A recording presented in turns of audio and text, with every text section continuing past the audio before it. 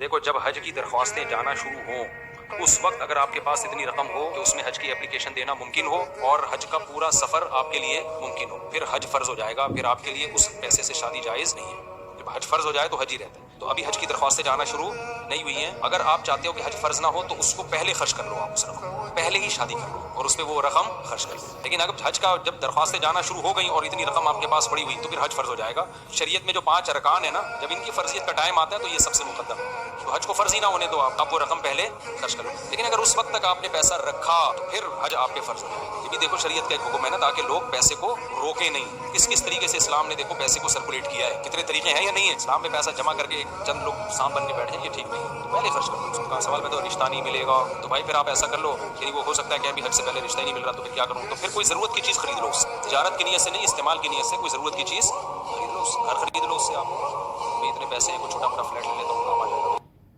دیکھو